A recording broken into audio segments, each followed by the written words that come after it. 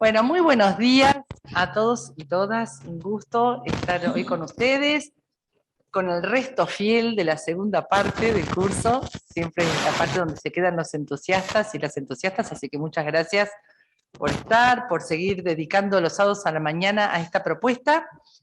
Les comentamos, antes de comenzar la clase, pasamos algunos avisos. Están subidos ya la síntesis del trabajo grupal de las clases anteriores, falta solo la de la cuarta clase. Está también subida la síntesis del foro, donde muchos de ustedes han participado. Muchísimas gracias por esa participación.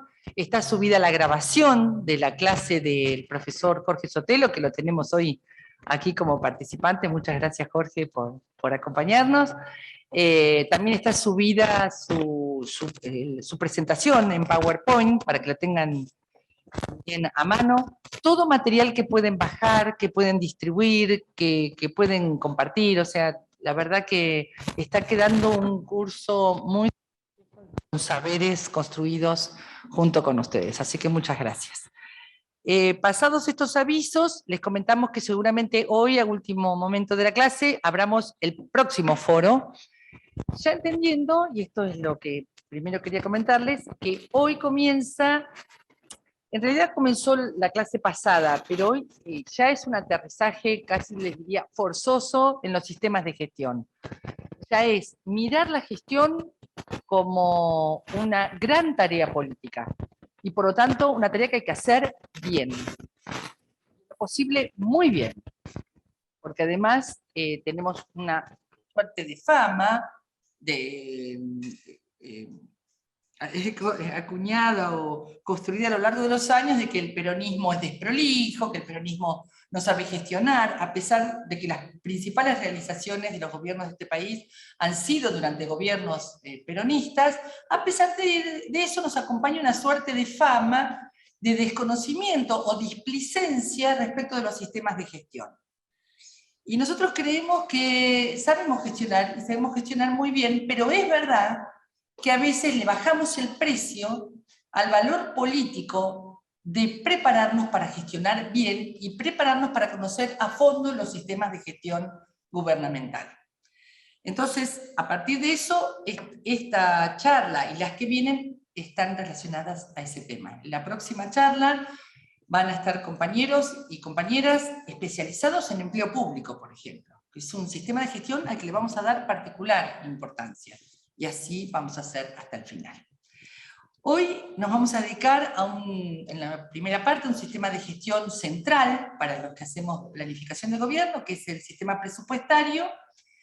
Y después voy a estar yo como profe hoy charlando sobre algunos sistemas y algunos indicadores de capacidad estatal que algunos que no se conocen tanto y otros que se conocen más. En algunos casos los voy a presentar como indicadores de capacidad estatal, y en otros momentos les voy a contar, esos indicadores van a referir específicamente a determinados sistemas de gestión.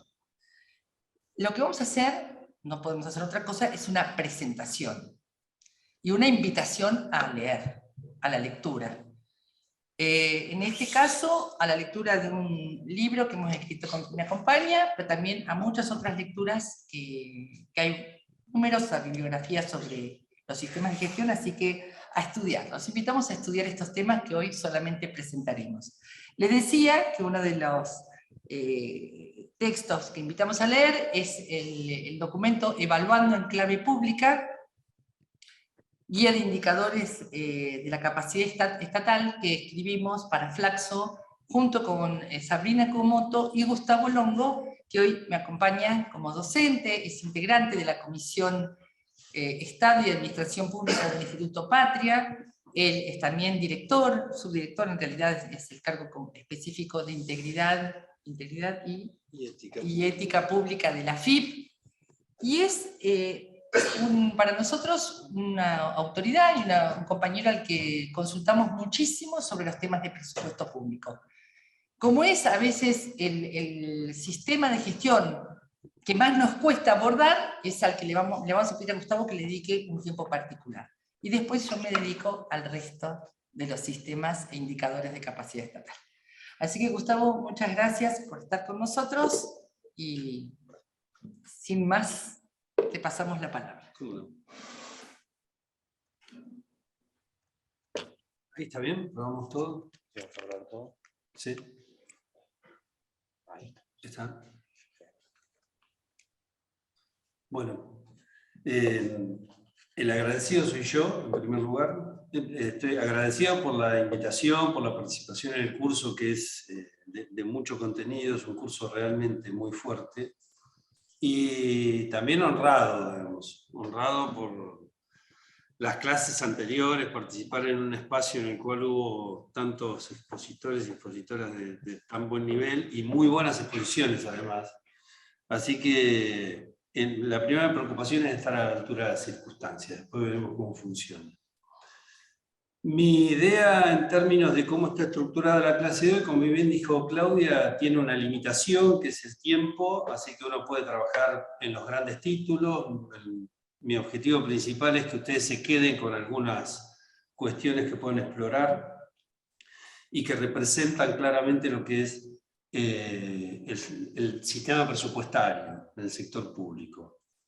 Así que en ese contexto yo lo voy a relacionar en una primera parte de mi conversación con la planificación propiamente, cómo se relaciona el sistema de presupuesto público con la planificación estratégica. Y en una segunda parte, algunos detalles que tiene este sistema que exigen fortalecer determinadas capacidades de gestión, que es uno de los indicadores que nos plantea Carlos Matus como variable clave en una gestión de gobierno. Por lo tanto, como ya dije, la clase está estructurada en una lógica matusiana, o sea, siguiendo el sendero de Carlos Matus y particularmente, como ya entramos en una cuestión mucho más metodológica, siguiendo el sendero de Jorge Sotelo, que dejó abierta la clase anterior la necesidad de esta rigurosidad metodológica y sobre todo la relación que por una cuestión de tiempo él tampoco pudo llegar, ¿qué relación tiene una planificación situada respecto de los sistemas de gestión y en particular el presupuestario, que es en la relación que tenemos con los organismos el peor sistema, por lo mal que nos tratan en términos de presupuesto, por el problema que tenemos de diálogo con las áreas administrativas, porque no entendemos la jerga y por un montón de cuestiones, siempre tenemos esa excusa de que el sistema de presupuesto o el presupuesto no nos permite hacer todo lo que quisiéramos hacer. Entonces, entrando en el tema, el presupuesto como sistema forma parte, si hacemos una mirada general del gobierno, de la gestión de un organismo, forma parte de un grupo de sistemas que interactúan en la gestión. Hay un primer sistema, que es el sistema clave, que es el sistema que le da direccionalidad a la gestión de gobierno, en donde está la planificación propiamente dicha, y es el sistema que de alguna manera define hacia dónde camina ese gobierno.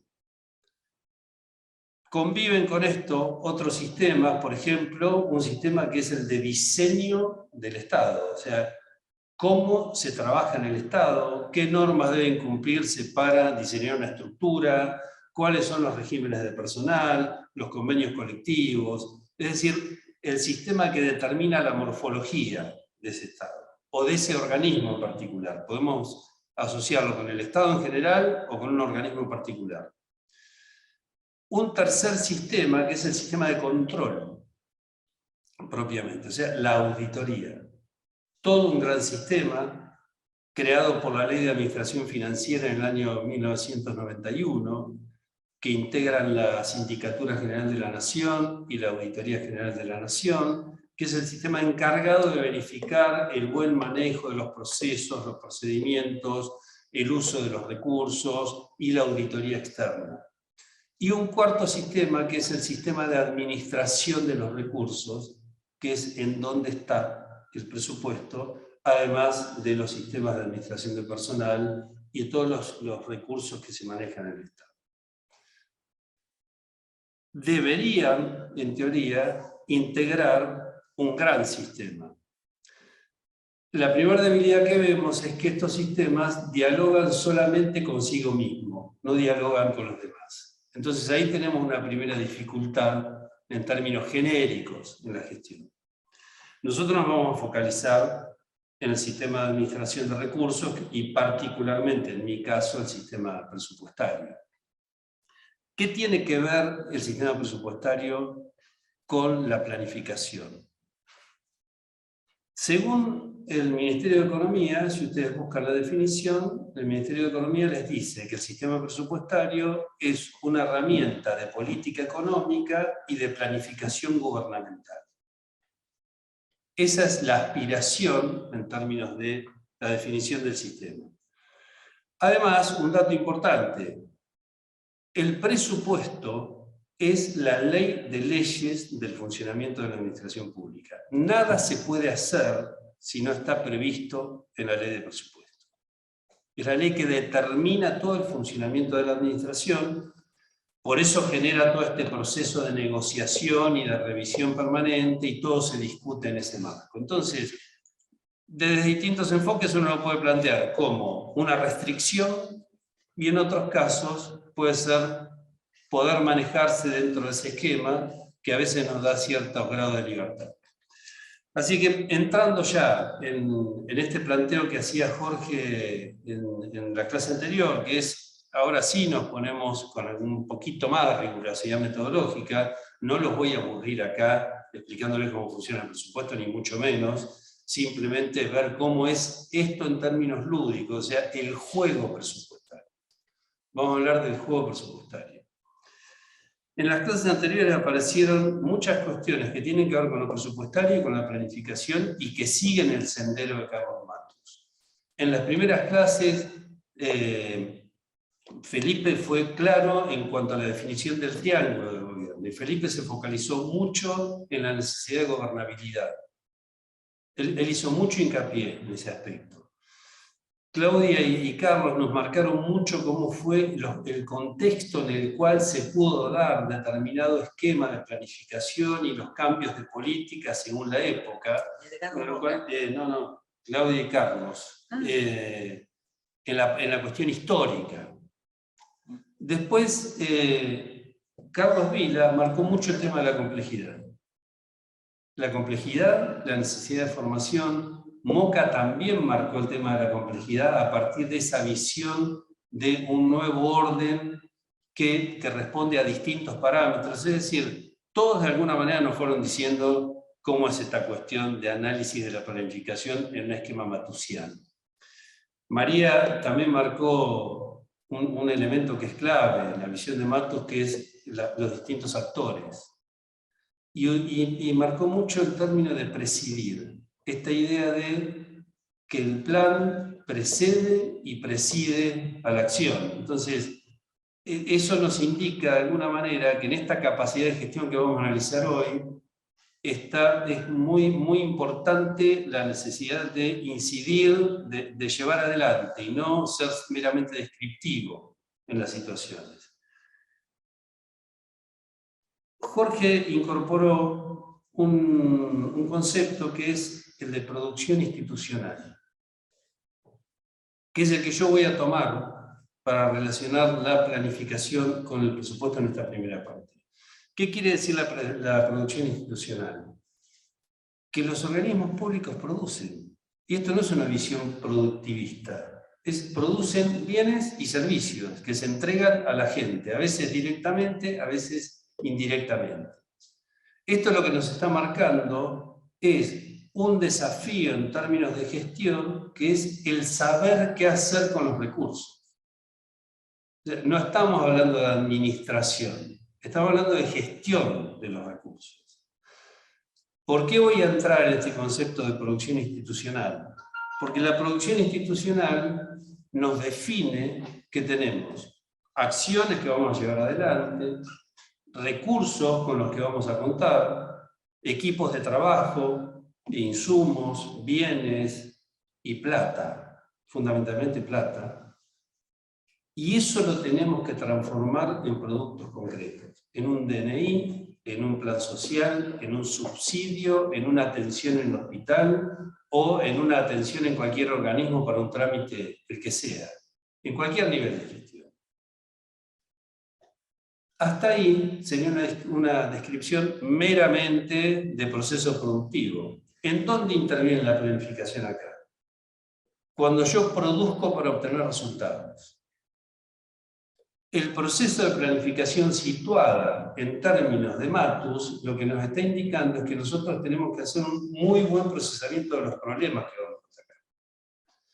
Y ese procesamiento de problemas nos tiene que llevar a una definición de resultados que nosotros queremos alcanzar en determinado sector.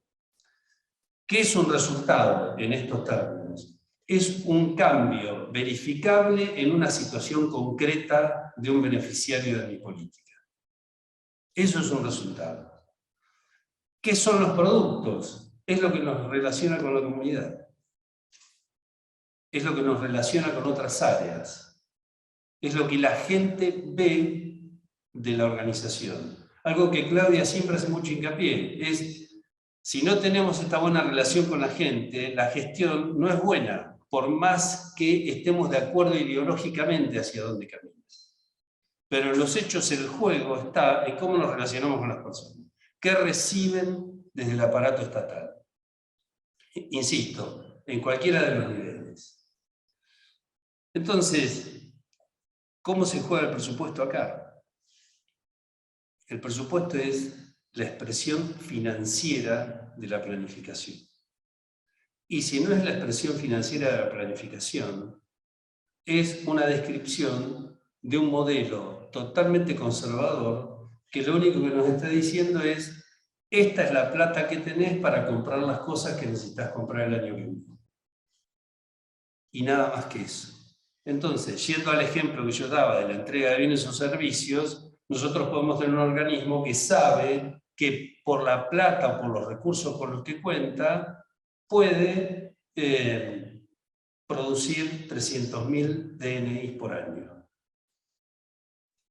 Los producimos muy bien, son de muy buena calidad, los entregamos en tiempo. 300.000 es lo que nos alcanza la plata para producir eso, es nuestro presupuesto. Y llevamos adelante la gestión. Mirado desde el punto de vista de la política y la necesidad de intervención de la política, esto que Matus plantea como la necesidad de intervenir en el juego social para lograr un propósito calculado, es que yo puedo visualizar que mi política no es entregar DNI. El DNI es ni más ni menos que un instrumento que lo que hace es ayudar a garantizar la identidad de las personas, entre otras cosas. Y me doy cuenta que tengo 4 millones de personas indocumentadas porque por ahí no pueden acceder porque el DNI es caro. O como nos ha pasado en otro momento, que en determinadas provincias no se inscribían a los chicos recién nacidos porque las madres no podían pagar el DNI. Con lo cual, esto impactaba no en el registro de las personas, sino, por ejemplo, en la tasa de mortalidad infantil, por cómo se determina la base de análisis. Entonces, pensarlo en términos de productos tiene que ver con pensarlo en términos de resultados concretos. Es cómo quiero interferir en determinado sector a partir de mi producción institucional. Y eso lo determina un proceso de planificación claramente situacional que necesariamente tiene una visión transformadora de la realidad. Si no, simplemente nos quedaríamos con la lista de las cosas que vamos a comprar el año que viene y estamos todos más que contentos. ¿Por qué voy a esto? Porque Felipe en su momento, y después algunos expositores más lo trataron, el triángulo de gobierno que Matus define tiene un vértice que es el proyecto propiamente, otro vértice que forma parte de la base, que es la gobernabilidad, y otro vértice que es la capacidad de gestión. Pero hay un detalle, que todos lo saben, pero está bueno resaltarlo. El triángulo siempre tiene que ser equilátero. Un triángulo demasiado isósceles, con la punta muy alta, sería un proyecto demasiado fantasioso para la capacidad y la gobernabilidad que yo tengo para llevarlo adelante, de la Rúa. Néstor se encuentra con un proceso que le exigía desafíos muy fuertes y con una base de sustentabilidad muy baja. ¿Qué es lo que hace? Trabaja en generar mayor gobernabilidad y trabaja en generar mayor capacidad de gestión. No se queda con la idea de, bueno, esto es lo que puedo hacer, entonces bajo el perfil del proyecto que espero. Busca ampliar la base de gobernabilidad que Jorge también la refirió. Es cómo trabajar en esa acumulación para lograr el equilibrio y que el triángulo sea equilátero. Entonces, en este esquema nos podemos encontrar con triángulos con una base demasiado amplia y un vértice de proyecto muy bajo, lo cual nos estaría indicando que es una gestión absolutamente conservadora, sin ningún tipo de desafío y muy basada en los procedimientos administrativos. Cumplimos con todo, ejecutamos bien el presupuesto, no nos importa demasiado los resultados que logramos hacer. O a la inversa, una fantasía absoluta con promesas electorales cuando después no sabemos cómo ampliar esa base de gobernabilidad y esa capacidad de gestión. Esto lo que nos está diciendo también es que esto es un juego que uno tiene que saber jugar, sabiendo qué proyectos tiene y con qué cuenta para llevarlos adelante. Si nosotros tenemos un triángulo equilátero y volcamos un poco el triángulo y dejamos en una punta la capacidad de gestión, la figura es muy simple. Como bien usa Mato, figuras muy simples, pero son muy potentes conceptualmente. Es una persona con la estatura suficiente para estar bien paradita sobre los sistemas que maneja y con la cabeza mirando claramente el proyecto al cual apunta. Ese es el otro trabajo que nosotros debemos hacer cuando nos planteamos un modelo de planificación y de gestión estratégica más situado. Es cómo percibimos, y acá le dejo a Claudia, digamos, ya un tema, esa capacidad de gestión en términos de una cabeza técnico-política. Es decir, alguien que sea experto en lo que hace, pero que entienda que esto se hace para algo y que esa decisión la toma otro, que no la tome el especialista. Este diálogo es fundamental. Yo voy a introducir acá una anécdota que tiene que ver con el juego, pero que me parece que ayuda a entender esta cuestión. Hace muchos años, conversando con un director técnico de una selección argentina, lo que le preguntábamos era cómo hacía él para que todas las estrellas que tenía en su equipo pudieran coordinar lo que él pedía. ¿Qué tan complejo era eso? Entonces él decía, al revés, no es complejo. Los que son especialistas te piden información. No pretenden ellos que vos hagas lo que ellos hagan. Ellos son los que te piden información, pero te piden información respecto de a dónde querés que vayan con lo que ellos saben hacer. No te están diciendo lo que vos tenés que hacer. Te exigen que vos tengas esa capacidad de direccionarlos hacia dónde querés que se muevan, para que sea mejor aprovechar su sabiduría. Ahora, eso no los transforma en decisores. Los transforma en expertos en lo que saben hacer. Muy pocos son los que sobresalen y son los únicos que entienden todo el juego. Maradona, Ginóbili, Néstor, Cristina. Tienen momentos de desprolijidad, tienen momentos de equivocaciones, pero entienden todo el juego. Saben jugar en toda la cancha, saben incluso cuándo tienen que salir, porque saben el juego que se está jugando. Entonces, la necesidad de fortalecer esta capacidad de gestión también tiene mucho que ver con la capacidad de diálogo que hay entre la política y la técnica. Las jergas, los momentos. Cuando yo pido presupuesto me hablan de inciso, cuando pido que me funcione mejor la máquina me hablan de no sé qué cosa. Nunca entiendo muy bien qué es lo que me están contestando y si me lo van a hacer o no me lo van a hacer. Y esto a veces nos lleva a confiar demasiado en que las cosas se van a solucionar, y el no conocer cómo funcionan esos sistemas nos lleva a estos fracasos. Jorge decía algo muy cierto el otro día. No necesariamente el mejor ministro de salud es el que más sabe de política sanitaria, o el mejor médico. Pero sí tiene que saber cómo es ese juego de los sistemas de administración. Y les dejo un punto para que lo exploren, porque no va a estar en esta clase, que es la relación, íntima relación que tiene con el presupuesto el sistema de compras y contratación. No conocer los vericuetos que tiene este sistema lo lleva absolutamente al fracaso, pero no porque no van a obtener los bienes en su momento, porque probablemente no los obtengan, al no entender cómo se juega ese juego, no solamente de la cuestión procedimental, también de quiénes son los actores. No tengan en cuenta que quienes más financian la obra pública en la Argentina son los organismos externos. Y los organismos externos tienen normas muy específicas de cómo se contrata, y esas normas casualmente están muy preparadas para empresas que son de países que generan estas normas.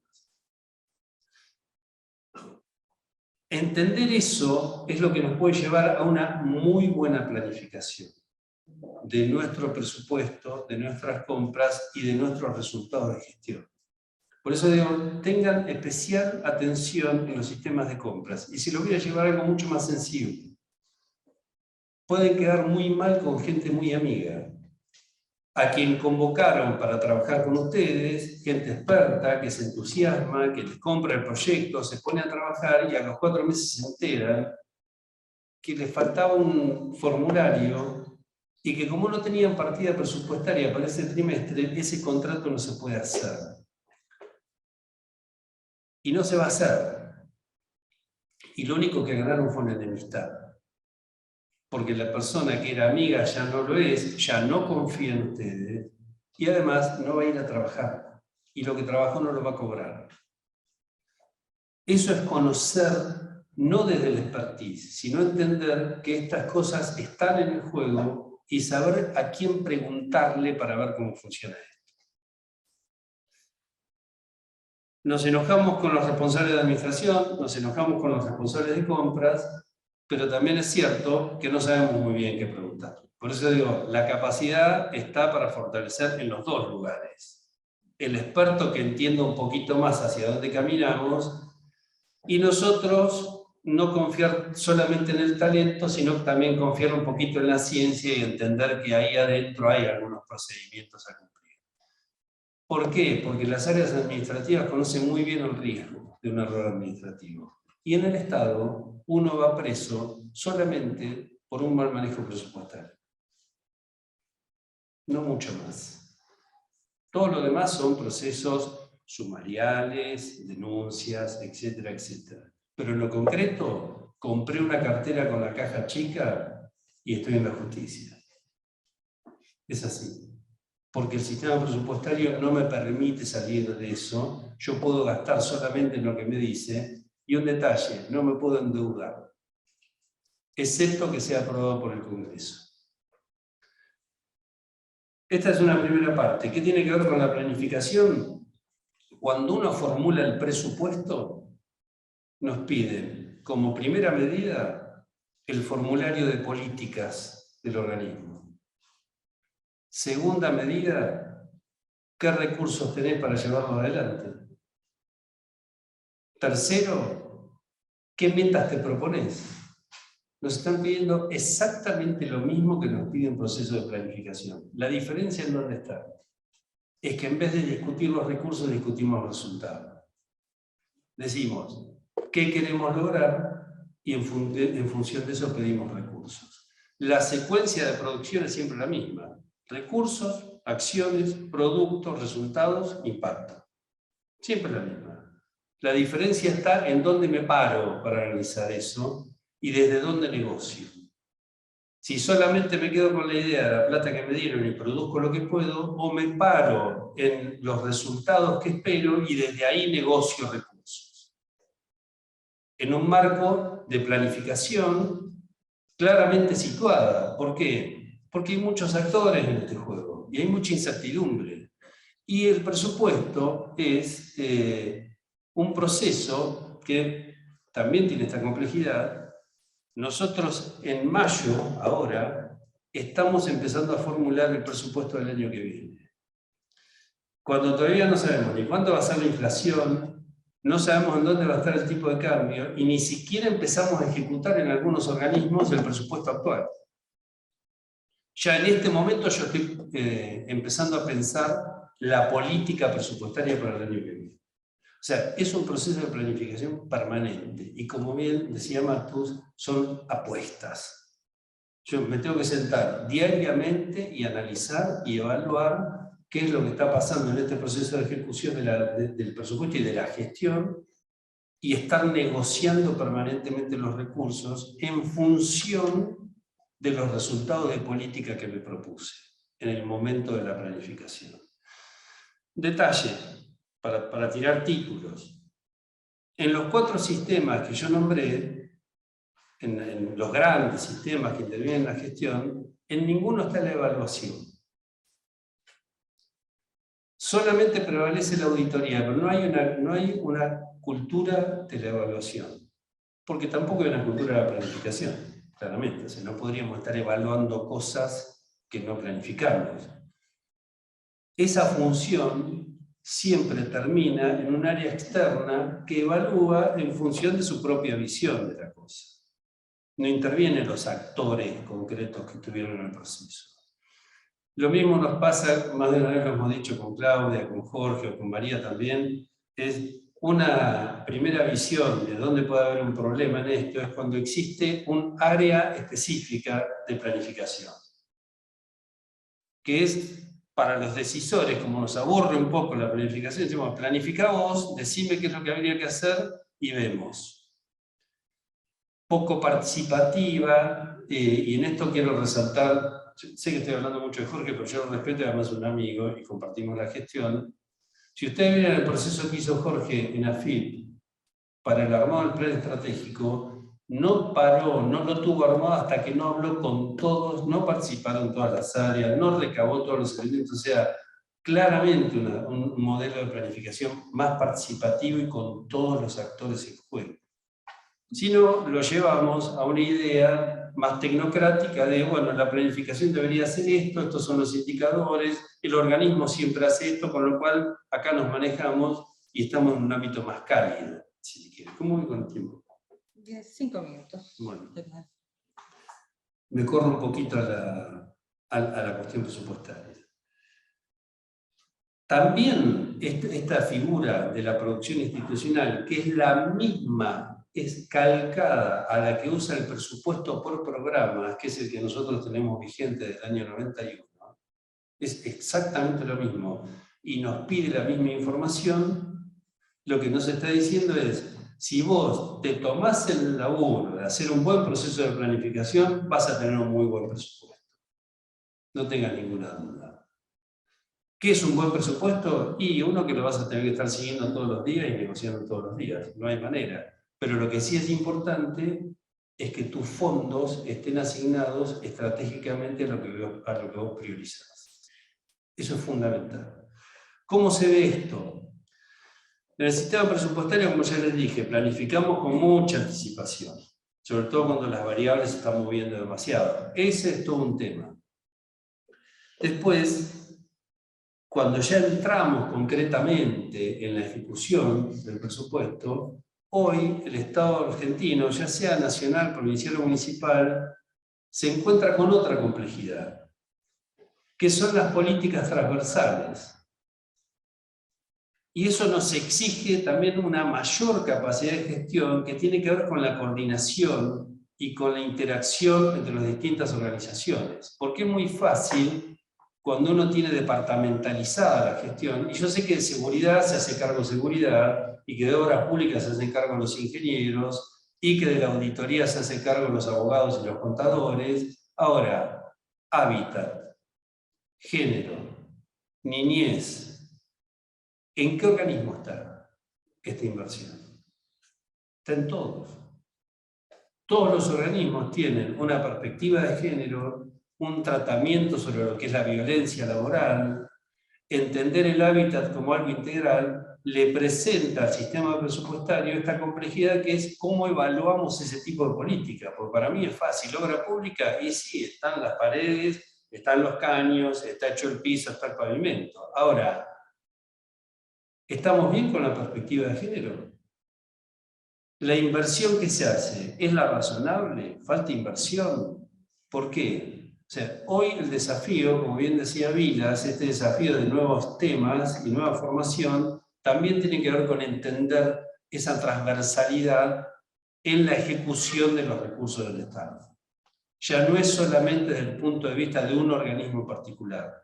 Hay un grueso de políticas que se leen. Nosotros hemos tenido con Claudia todo un debate con UNICEF, cuando UNICEF decía, no, niñez es solamente lo que ejecuta la Secretaría de Niñez. Sena. Perfecto. Y después nos aparecía en educación, en obras públicas, en un montón de lugares, inversiones que tenían que ver con el tema infancia. Ahora, no se leía como una política uniforme o como una política con una direccionalidad concreta. Entonces, ahí también hay otra complejidad a abordar. Ese es un tema. El otro tema, para ir más rápido, así la dejo a Claudia con su tiempo.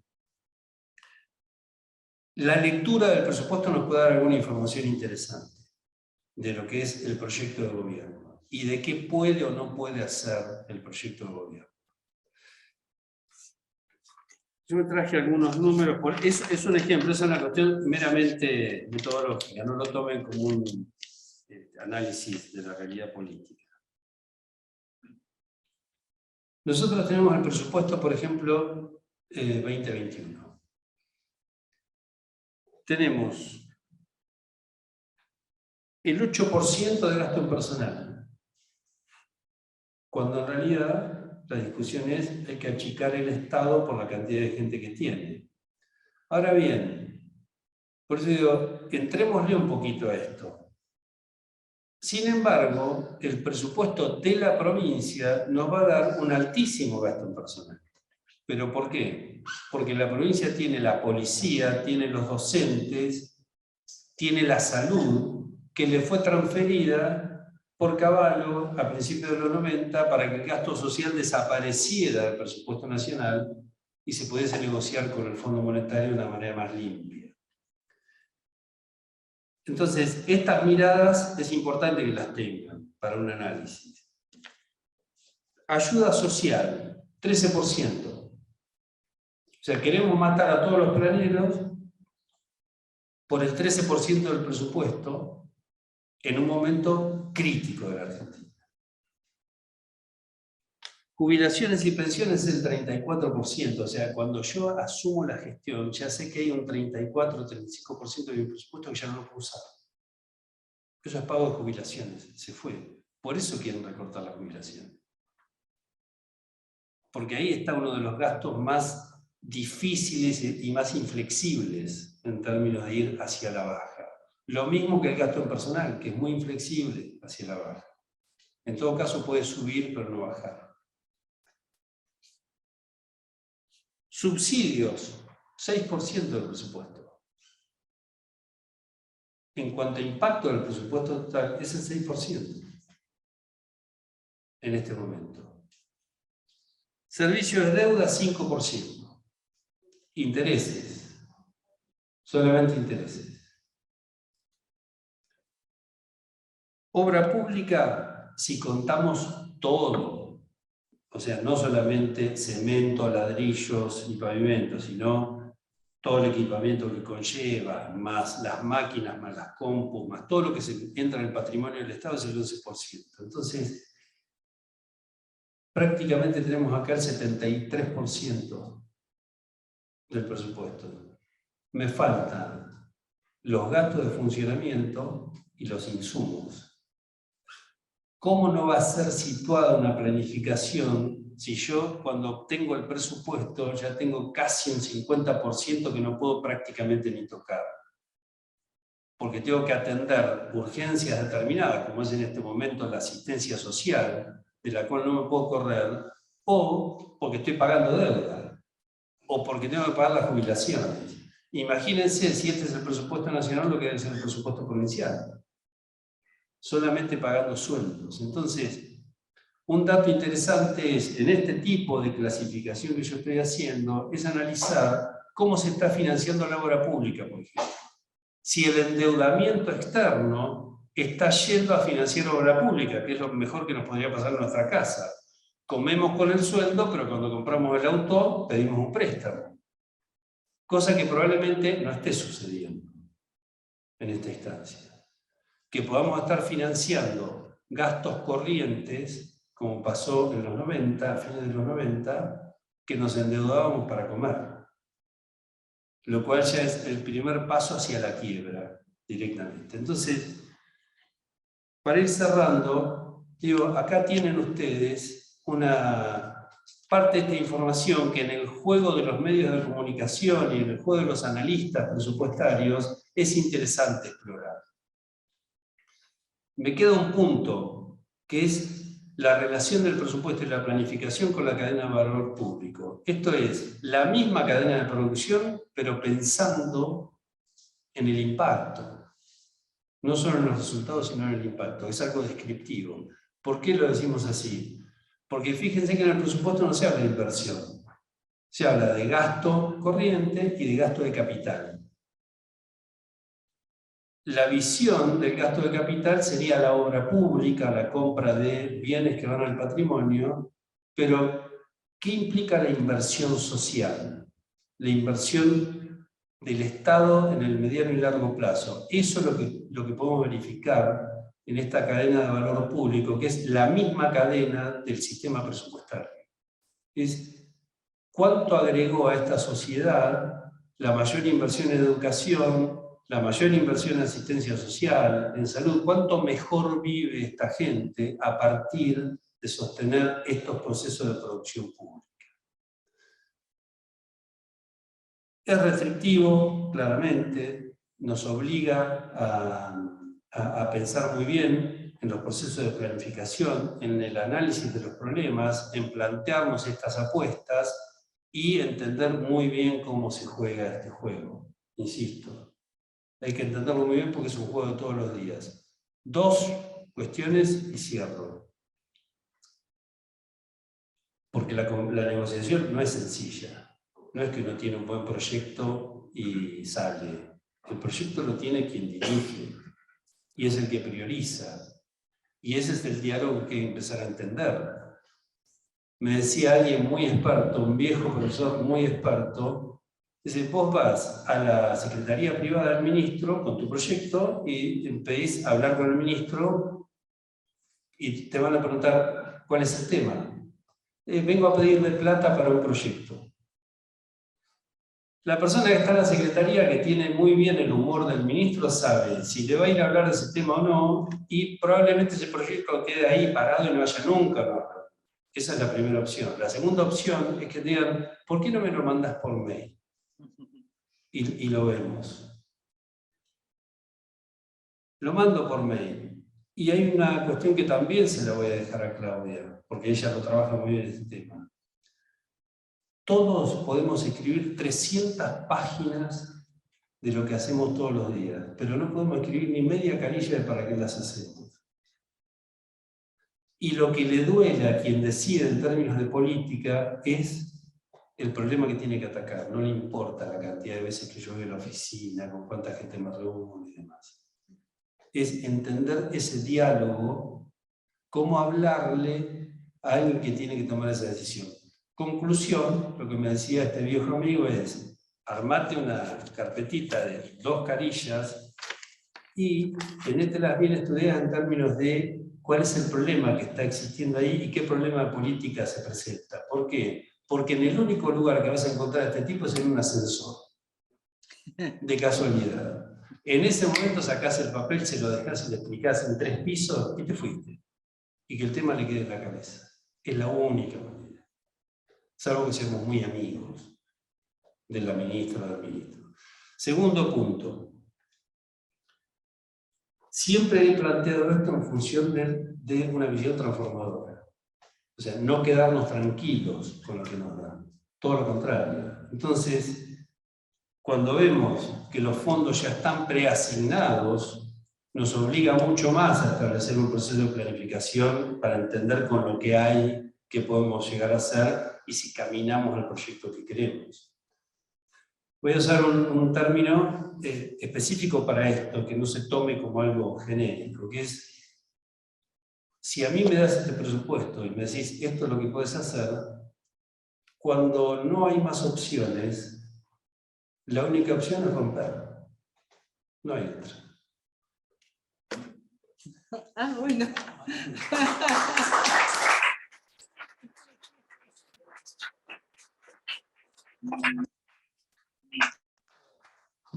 Ese final, ese final. Algunas cosas, me surgen comentarios de lo que acaba de... ¿Estoy bien? Ah. Ahí volvimos. Bueno, algunos comentarios, qué final, qué final. Yo tendría que haberlo dejado como final de esta primera hora. Primero, un comentario que hizo Gustavo y que lo tenemos que saber situado en la historia argentina. El presupuesto es la ley de leyes, no la planificación. Esto es un producto de la República Conservadora, de las constituciones del siglo XIX, que no fue modificado en la Argentina en la época del desarrollismo, como sí fue modificado en México, Brasil, Chile y otros países que tienen en su constitución la obligación de presentar un plan. Nuestra ley de presupuesto es plan y presupuesto, pero ¿cómo la conocemos? Como ley de presupuesto. Por lo tanto, el presupuesto pasó a ser como la estrella de la administración, o de la legalidad de la administración. Y por eso, todo el tiempo parece que lo que escribimos en las planillas sobre nuestro plan es subsidiario, complaciente, secundario, o se tiene que subsumir o atender lo que puede el presupuesto. No hay plata.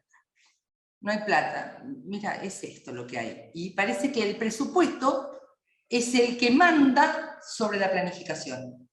Nosotros no tenemos presupuestos alineados a la planificación, sino planificaciones alineadas a presupuestos. Y por eso esta capacidad de negociación que nos pide Gustavo. Gustavo nos está diciendo, entiendan el juego, vean cómo es el juego, negocien sus presupuestos o rompan. ¿No? En un sentido provocativo de pónganse las pilas, que el que manda es el proyecto político. Pero ahora, si voy a discutir con el presupuesto, tengo que conocerlo para poder discutirlo. Y ahí, dos comentarios más.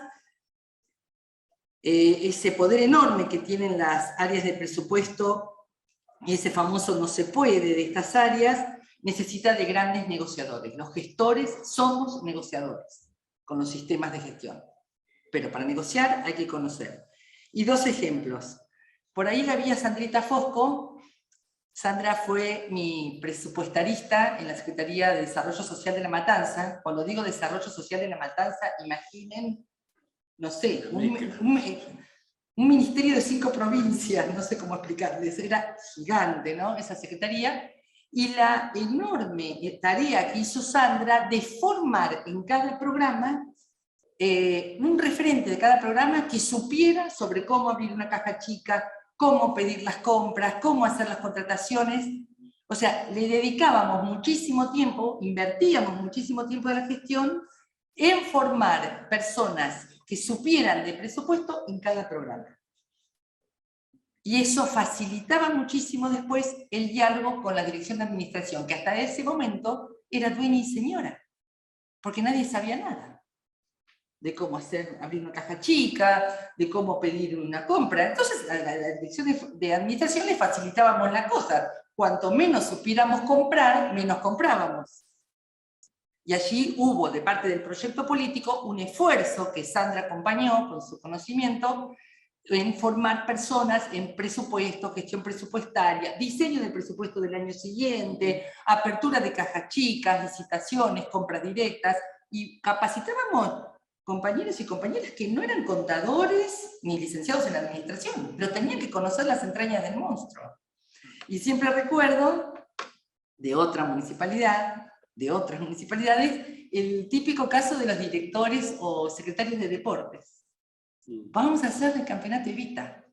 necesito las pelotas, los arcos, las redes, vamos a hacer esto y lo otro, y llegaba la fecha del campeonato Evita, y no había pelotas, y no había redes, y había 10 profesores de educación física absolutamente enojados porque nunca había salido su contrato. Esto que comentaba, enseguida me acordé de eso, y era porque el director de deportes sabía muchísimo de los deportes, pero no sabía nunca que tenía que hacer una reserva presupuestaria, nadie se lo había contado, ni él lo había averiguado. Nunca supo que tenía que dialogar con el contador de la municipalidad y con el tesorero, y tenía que armar un expediente, nunca lo supo. Por supuesto, como era absolutamente militante y voluntarioso, compraba las pelotas él, compraba las redes él, el campeonato se hacía, pero con él y sus 4 amigos, porque los profesores se habían ido enojados porque nunca había salido sus contratos. Así que gracias por todo esto que nos comentaste. Vamos a algunas capacidades y hablar así muy por arriba de algunos otros sistemas. Y como dijimos al inicio, a leer, a ir a estudiar, a buscar la Sandra, a buscar a Gustavo. En primer lugar, un proyecto no camina solo. El primer indicador de capacidad es tener un proyecto, por supuesto. Pero para que no sea un triángulo isósceles y haya muchas, como se darán cuenta, esta clase es sobre el vértice capacidad de gestión. Así como Felipe y en otros momentos se habló de la gobernabilidad, nosotros ya estamos metidos de lleno en el vértice capacidad de gestión. El proyecto no camina solo, porque lo hayamos dicho en la apertura de sesiones ordinarias, porque si lo hayamos dicho a nuestro equipo, no camina solo. Se necesita una primera capacidad que es la capacidad de liderazgo. Esa capacidad no está prevista en los sistemas de gestión. Los sistemas de gestión son rutinas mecánicas pensadas racionalmente, que solo las anima la sangre apasionada de los líderes. No caminan solo los expedientes, no caminan solas las compras. Necesitamos líderes convencidos de su proyecto, pero capaces de convencer y de animar a sus equipos, de animar a los destinatarios de las políticas, de animar, sigo pensando en ese director, ¿no?, de deporte, de animar a todos los que van a participar y que sientan que ese proyecto los apasiona, los enamora y los convoca. La capacidad de liderazgo es una capacidad que van a ver en muy poca bibliografía. ¿Estamos bien? ¿Salgo bien? ¿Sonido sale? Muy bien. Lo van a ver en muy poca bibliografía porque se lo toman como que parecemos pastores evangélicos si decimos esto, ¿no? Como que, nada, eso no, hay que ser racionales, hay que saber administrar. Miren, también hay que enamorar. En la gestión hay que enamorar. Y hay que enamorar a equipos públicos muy desencantados, muy resistentes, que cuando nosotros llegamos con el proyecto ya tienen 10 fracasos de proyectos anteriores encima. Están absolutamente castigados por los funcionarios anteriores y han tenido la culpa de todo. Entonces, en principio se van a oponer a nuestro proyecto. ¿Qué hacemos en esos casos? Cuando hay debilidad de liderazgo, llamamos a los propios. Los contratamos con contratos temporarios y dejamos que la maquinaria administrativa siga por su lado y nosotros con los propios hacemos los proyectos que nos interesa hacer. Bueno, peor. Hemos embarazado a la administración, estamos ante una administración embarazada y hay una puja entre el grupo que vino conmigo, a mi gestión, y el personal permanente. El desafío y el indicador de buen liderazgo es cuando enamoraste a los que te resistían. Enamorar a los propios es fácil, ¿no? Aparte los acabas de contratar. Y si encima sale el contrato, mejor. Entonces, cuando muchas veces nos dicen, pero viste cómo es la administración pública, viste cómo son los empleados, son muy resistentes. Ay, ¿qué pensabas que era liderar? ¿Liderar solo a los que ya te conocen y te quieren y te siguen? No, eso es liderar. Convocar a los que están absolutamente desencantados y resistentes. Eso, como primer capacidad, casi que diría que gobierna a todas las demás que voy a nombrar ahora. Luego está un sistema de gestión que también se traduce en una capacidad cuando lo sabemos gobernar, que es la capacidad de que la morfología del Estado acompañe a nuestro proyecto. El famoso organigrama, el diseño del organigrama. Los organigramas, en general, tienden a ser barrocos, ¿no? Hacemos áreas y áreas y áreas y departamentos y más departamentos. Quedan como capas geológicas y se crean nuevas, generando un desorden donde el organigrama no nos dice nada, pero con un problema más grave, que es que todas esas pequeñas áreas departamentalizadas terminan con una enorme debilidad. Es tan poco lo que pueden hacer, porque hay otras áreas que tienen que hacer las otras partes, que es tanto lo que tienen que coordinar, que terminan siendo un dolor de cabeza. Los organigramas no hay que tocarlos mucho, porque generan mucho estrés, pero sí hay que revisarlos, simplificarlos y adecuarlos al proyecto. Los buenos organigramas, los buenos envases perduran en el tiempo, y voy a nombrar 3 que perduraron en el tiempo y que para mí son ejemplos de buenos organigramas. Cuando después queremos modificarlos y por miedo a tocarlos le agregamos parches, empieza la debilidad morfológica. Así que la estructura del Estado hay que mirarla, y también a quién vamos a poner o con quién vamos a ocupar esos lugares, que por supuesto también tendrá que ser por concursos en muchos casos, pero concursos que revisen en esos sistemas de concursos que ahora voy a nombrar, que las personas que lleguen sepan cuál es el proyecto que va a animar esa morfología. Nombro 3 organigramas para mí muy potentes. La Dirección General de Escuelas de la Provincia de Buenos Aires, tal como la pensó Sarmiento.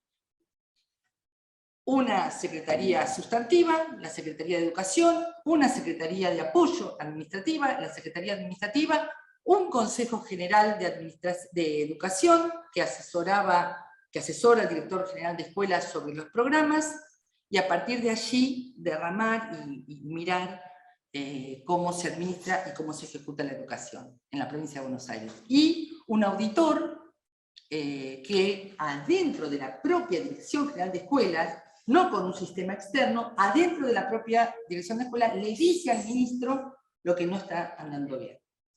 Y le hizo Sarmiento. O sea, no pueden decir que tenga particular simpatía yo por ese personaje, y en eso andó muy bien.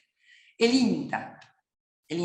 Uno puede decir qué problema el Consejo Directivo del INTA, ¿no? Prácticamente la mesa de enlace. Bueno, respondió a una época, respondió a cómo la Federación Agraria jugó en una época.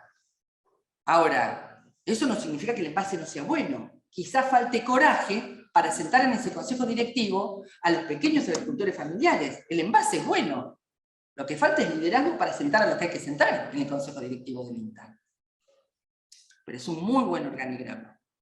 Y el Instituto Provincial de la Administración Pública de la Provincia de Buenos Aires, que tiene un presidente, que es el secretario de la Gestión Pública, un secretario ejecutivo y un consejo directivo formado por un funcionario de alto rango de cada ministerio para que le cuente a ese instituto en qué hay que capacitar en cada ministerio.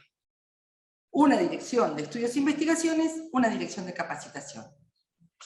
Todos los parches que le pusieron después al INTA, a la Dirección General de Escuelas y al IPAP no hicieron más que mostrar debilidades de liderazgo. Agregarle cosas porque no te animabas a tocar lo que había, cuando eran muy buenos envases.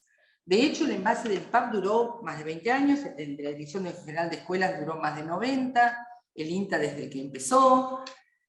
Quiero decir, hay que conocer las estructuras orgánicas y ver cómo se ocupan, y cuando la vamos a tocar, la vamos a tocar para transformar, no para ponerle un parche.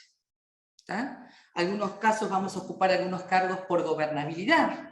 Obviamente, el INTA sentó en la mesa directiva del INTA a personas del campo, a representantes del campo por la gobernabilidad. Pero después la presidencia la seguía teniendo el Poder Ejecutivo. ¿Está? Otro sistema de gestión que vamos a tener que conocer muy bien y que es muy importante, que rellena ese organigrama, es el sistema de personal, el sistema de empleo público, con todas sus formas de contratación, que hay que conocer muy bien. Hay mucha inequidad entre los sistemas, inequidad en los propios equipos, a veces hay mucho malestar, no tanto por ganar más o menos, sino porque un compañero al lado mío que hace lo mismo gana 10 veces más, o 5 veces más, capaz exageré con lo de 10. y él tiene un determinado tipo de derechos y garantías y yo tengo otros, y ¿qué pasa acá? Que nadie mira cómo estamos contratados. Un buen gestor, un buen cuadro político, mira cómo están contratados los equipos de su área. Y revisa eso y apuesta a las paritarias. Pero como es tan importante este sistema, y su sistema de concursos, y su sistema de paritarias, lo vamos a dejar a Pablo Guevara y a Mercedes Castilla que nos los cuenten especialmente el sábado que viene. Sistema de planificación, me olvidé de nombrarlo, que era el primer indicador, pero aprovecho este momento para decir, no puede ser una oficina lateral, esto lo comentó Gustavo, tiene que estar al lado del decisor. O sea, la planificación está en el staff del decisor. Lo mismo, por eso me acordé, que los dos sistemas que voy a nombrar ahora, que son el sistema de comunicación y el sistema de capacitación. Y voy a hacer un detalle sobre el sistema de capacitación. El sistema de comunicación es todo lo que tiene que ver con la comunicación interna y la comunicación externa de ese área. Y tiene que estar al lado del decisor, porque va a tener que seguir un poco su estilo, pero darle recomendaciones de cómo estar en las redes, de cómo abrir canales, de cómo responder a esos canales, porque abrir canales es fácil, sostenerlos y responderlos es otra historia. Y tiene que tener suficiente jerarquía y suficiente flexibilidad como para que todo el staff o todo el grupo, toda la plana mayor del ministerio le dé bolilla. Por eso tiene que estar al lado o en staff del decisor. Y el sistema de formación tradicionalmente ha sido departamentos de las áreas de personal, porque se lo ha asociado a las carreras de los empleados públicos. Pero nos hacemos dos preguntas. ¿Hacer cursos da garantía de que ese empleado creció, se promovió, es un empleado más comprometido? No, da garantías de que hizo 20 horas reloj de capacitación. El sistema SINAPA fracasó porque a la gente no le importaba ser mejores gestores de sus proyectos, le importaba ir a cursos para acumular horas, porque el SINAPA le contaba horas de capacitación. Ese es el primer problema de tener el departamento de capacitación adentro del personal. Y el segundo problema es que no está alineado muchas veces ni al plan ni a la comunicación que hay que hacer. Está más bien alineado a la negociación que hace el director de personal con los sindicatos, que está muy bien esa negociación, pero que no es todo lo que hay que capacitar, no es en todo lo que hay que capacitarse. Ni las universidades, ni los institutos externos a un ministerio pueden capacitar en todo lo que un proyecto necesita. Esa capacitación solo la puede dar el propio gobierno provincial o nacional y los propios ministerios, que es lo que tiene que ver con el propio proyecto. Así que ahí la formación tiene que estar muy ligada al decisor, si bien el director de personal va a estar absolutamente asociado a esa capacitación.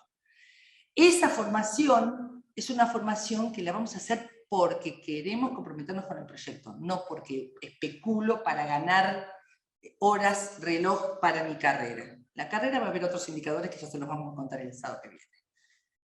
Y de hecho, en el IPAP, cuando nosotros pusimos en marcha una formación para el proyecto de gobierno que teníamos en aquel momento, la gente venía porque sí, porque quería conocer el proyecto de gobierno de su gobernante, porque no le dábamos puntaje para su carrera. Y venía igual, porque una cosa que quiero ser clara, el trabajador público espera que haya un director técnico que le diga qué tiene que hacer, lo espera. La gente le gusta que haya un proyecto que está cansada de proyectos fallidos, pero por supuesto que lo espera finalmente. Así que por eso le gusta ir, curiosa de ir a la formación que un proyecto de gobierno le propone para saber de qué se trata y para saber cuánto coincide o no. Y finalmente, me gustaría hablarles de una capacidad que no está mucho en el sistema, pasa tanto con la comunicación como con la capacidad que voy a hablar ahora. La capacidad de comunicar, lo único que obliga a la ley es a la publicación del boletín oficial. Nada más. Es lo único que por ley se pide en materia de comunicación. Miren que atrás está la legislación. La verdad que hay mucho más que hacer en comunicación en las áreas. Y con lo que voy a hablar ahora pasa lo mismo. La interinstitucionalidad, la capacidad de hablar con mis pares, con otros ministerios, con las instituciones en territorio, con los destinatarios de políticas. Salvo los institutos de democracia semidirecta de la Constitución del 94, muy poco aplicados, la participación de terceros en la política pública nace de las resoluciones y de los decretos, resoluciones y disposiciones que hagan los propios gestores. Yo resuelvo tener una mesa de concertación con los destinatarios del plan Argentina Trabaja, Procrear, Fines. Los resuelvo yo. Voy a poner el caso del Fines, un caso virtuoso de lo que estoy diciendo. No estaba obligado, el plan Fines, no estaba obligado a pactar con nadie su plan de terminalidad. Y el plan se fundó en un acuerdo con las organizaciones comunitarias para que allí se dictara el Fines. Y fue una decisión de política que condujo a la administración, que hizo que la administración se adecuara a las puteadas, las direcciones o los ministerios de educación de las provincias que decían, esto nunca se hizo así. Y hubo una decisión política de que el Fines se hacía en las organizaciones comunitarias. Y se adecuó toda la administración a esta decisión, que no estaba obligado por ley, fue una decisión política. ¿Saben por qué sobrevivió el Fines al macrismo? Por la defensa que hicieron las organizaciones comunitarias de un programa que les había sido absolutamente útil. Háblame de valor público. Háblame de creación de valor público, de todos esos referentes comunitarios que aprendieron cómo abrir un aula, cómo llevar adelante un programa.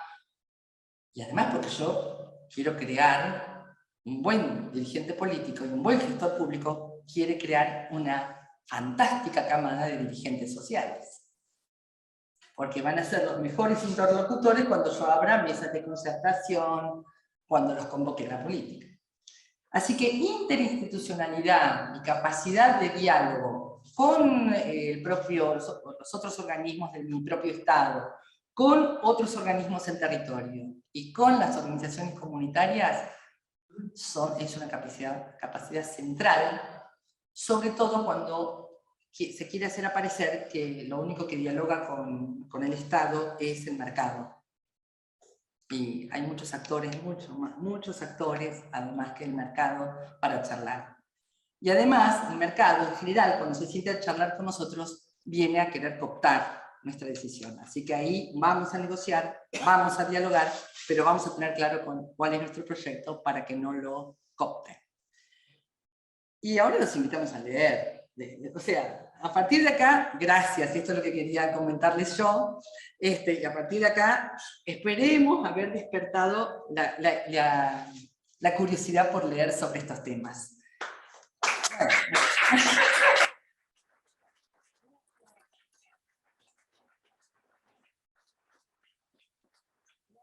Gracias por ese aplauso. Muy bien, te lo comenté antes, te lo dije antes, muy bien, gracias. Claro. Bueno, dicho esto, y volviendo a la idea de que para mí no hay mejor política que una buena gestión pública, vamos a tomar una consigna que yo les voy a pedir un favor con esta consigna, quizás se la reitere cuando la termine de decir, que yo les pido que no seamos coyunturales. No digamos solamente, sí, porque en nuestro gobierno ahora pasaré. Capacidades de gestión nos faltaron siempre. Y siguen faltando. Y revisemos cada uno de nosotros cuando estuvo en una responsabilidad pública, qué cosas no cuidó. Así que digo, para que no seamos tan coyunturales para responder ahora vamos a trabajar en grupos. Y vamos a responder a la siguiente consigna para el trabajo en taller. Yo digo la consigna, Paula, si te parece, y después le abrimos el micrófono para que nos saludes y ya nos dividimos. La consigna para el trabajo en taller dice, a partir de su experiencia en ámbitos públicos de la Argentina, o a partir de su experiencia de diálogo con ámbitos públicos, porque muchos de ustedes quizás no han estado en ámbitos públicos, ¿qué capacidad o capacidades de las enumeradas por las exposiciones nuestras, considera que se deben fortalecer, que faltan, que están débiles, que hay que fortalecer? Vuelvo a insistir, miremos la película, no la foto, no solamente la foto de este momento. Por supuesto, miremos la foto de este momento, pero miremos la película. No nos olvidemos que tenemos el mismo dilema que tuvo Perón cuando escribió aquella carta a los funcionarios públicos. Perón ingresó a un Estado formulado, pensado y construido por los conservadores. Y con ese Estado hizo lo que hizo. De esto él habla mucho en el manual de conducción política, habla en su carta a los funcionarios y funcionarias, habla varias veces de esto. Pero no se amilana, no se acobarda, porque el Estado que él hereda es un Estado conservador. Él tenía claro lo que venía a transformar y trató de seducir, convencer y orientar y llevar adelante sus ideas. Lo mismo digo ahora, nosotros tenemos el mismo dilema que él. No solo tenemos las rémoras de un Estado conservador, sino que a esa capa se le sumó la capa del Estado neoliberal. Tuvo dos grandes etapas para instalarse, la década del 90 y el macrismo. Y se instaló con fuerza. Las leyes Dromi fueron fuertísimas, o sea, por ley instalaron y por decretos de necesidad y urgencia instalaron un Estado neoliberal por encima de las capas conservadoras. Y a nosotros nos cuesta pararnos en ese Estado porque tenemos un proyecto que no encaja en ese envase. Entonces, la pregunta, vuelvo a hacerla, es, a partir de su experiencia en ámbitos públicos o dialogando con ámbitos públicos de la Argentina, ¿qué capacidad o capacidades estatales de las enumeradas por los expositores consideran que se deben fortalecer? Bueno, Paula, ¿estamos? Estamos, Clau. Aquí estamos. Ya Mari seguramente está enviando las invitaciones. Todos para ingresar a su Bueno, grupo. si les parece, ustedes por su lado y nosotros por el nuestro, 12 menos cuarto aproximadamente, menos 10 o menos 5, estaremos haciendo un cierre, porque no sé si han notado que preferimos dejar más tiempo para que ustedes dialoguen y el plenario lo hacemos más breve y en todo caso después leen lo que han pensado sus compañeros y compañeras en la síntesis que todas las semanas producen los talleristas. Bueno, muchas gracias. Contanos, Gustavo, ¿cómo vamos a trabajar durante la semana? Bueno, primero un gustazo saludarlos y gracias por el aguante del día de hoy. Ahí estuvimos charlando con Claudia, hay dos cuestiones. Por un lado, cómo vamos a plantear el trabajo en el foro. La idea es elegir dos situaciones, en principio, puntuales, para que ustedes puedan trabajarlas y verificar a partir de esas situaciones qué es lo que se dio, qué tipo de capacidades fallaron, cuáles habría que haber tenido en cuenta, pero sobre casos reales que van a estar ficcionados, obviamente.